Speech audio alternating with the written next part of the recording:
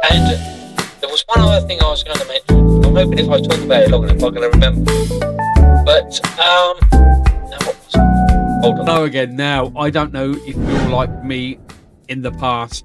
I go to look at a job, come back home, go over my notes, put the price together, and then spend maybe up to an hour sat over my keyboard wondering what price to put in. The price? What price to put into the customer? Am I too cheap? Am I too expensive?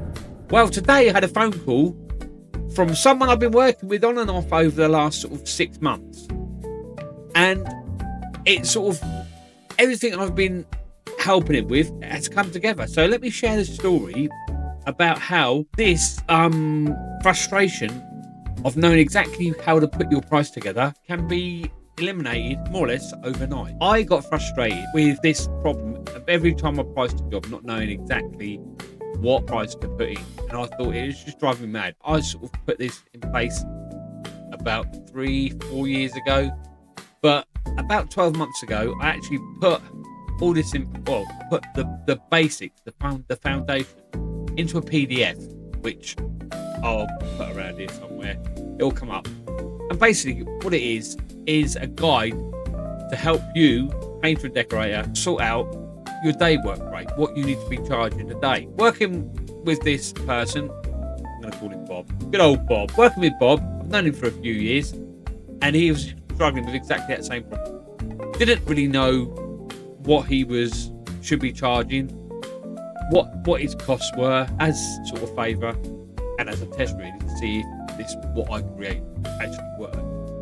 Sent him the PDF over, he worked through it and realised that to cover all his costs he needed to earn, well, he worked out precisely £147.30 a day, so let's call it £150. So he knew that to cover all his costs he had to earn £150.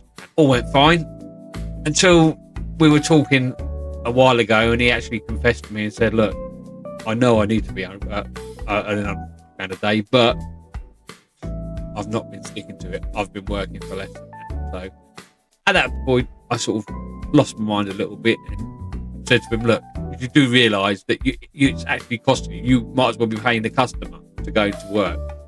Oh yeah, but I'm going to work already. I said, but you're working, it's costing you money to go to work.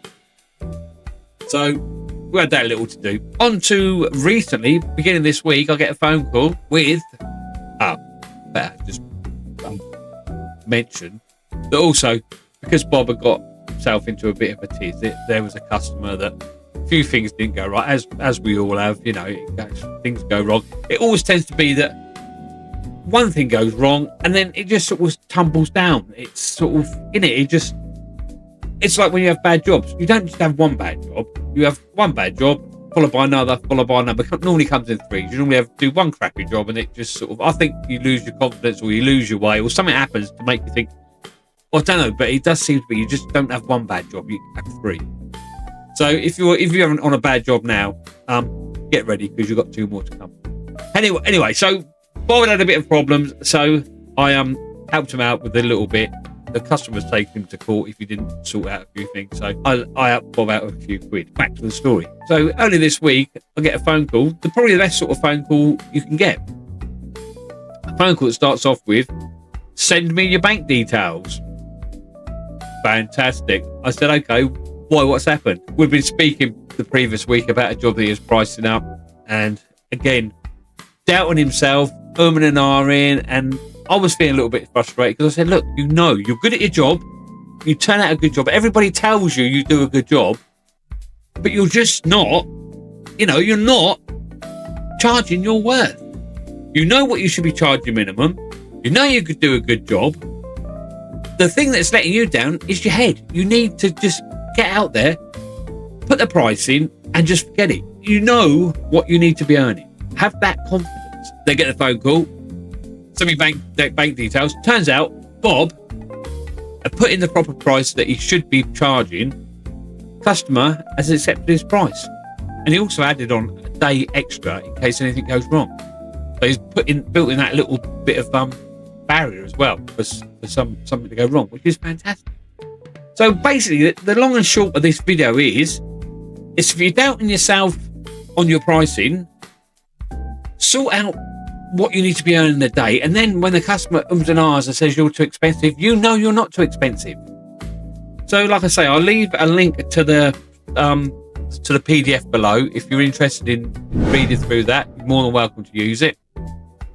And if you still doubt yourself, just be of that mindset that you need to know where you are. Once you've got your numbers and your figures behind you to back you up, then you've got the confidence in your pricing. But we as decorators, and I used to be like it for years, we just believe everything the customer says. It's your business, run it your way and have confidence in your pricing. Now, there is another little step you need to do that follows on. So you've got your pricing right, you've won the job. There's another little added bit you need to do now. So the next time you get a job, you're even more confident of your pricing next time round.